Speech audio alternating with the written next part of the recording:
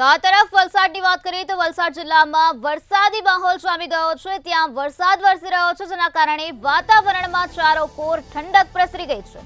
સતત છઠ્ઠા દિવસે જિલ્લામાં વરસાદ જોવા મળી રહ્યો છે।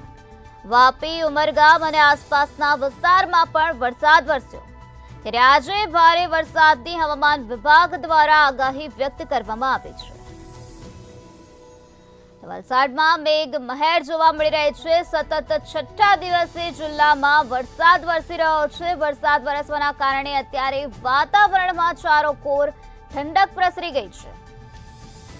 તો આજે ભારે વરસાદની આગાહી વ્યક્ત કરવામાં આવી છે। હવામાન વિભાગની આગાહી અનુસાર વલસાડમાં મેઘ મહેર જોવા મળી છે। વલસાડના વાપી, ઉમરગામ અને આસપાસના વિસ્તારોમાં અત્યારે વરસાદ વરસી રહ્યો છે।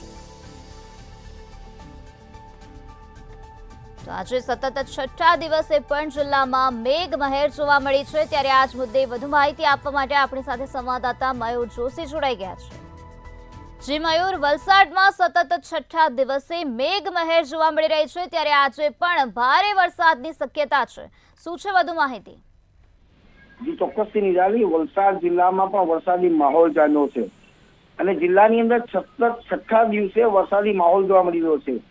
વલસાડ, વાપી, ઉમરગામ, કપરાડા અને આસપાસના વિસ્તારમાં ભારે વરસાદ વરસી રહ્યો છે અને જિલ્લામાં આજે પણ ભારે વરસાદની હવામાન વિભાગની આગાહી આપવામાં આવી છે। વલસાડ જિલ્લા સહિત સંઘ પ્રદેશ, દમણ તેમજ દાદરા નગર હવેલીમાં પણ ભારે વરસાદની આગાહી છે। જી નિરાલી। જી મયુર, સમગ્ર માહિતી આપવા બદલ આભાર। જ રીતે અમારા સંવાદદાતાએ જણાવ્યું કે આજે પણ ભારે વરસાદની શક્યતા હવામાન વિભાગ દ્વારા વ્યક્ત કરવામાં આવી છે।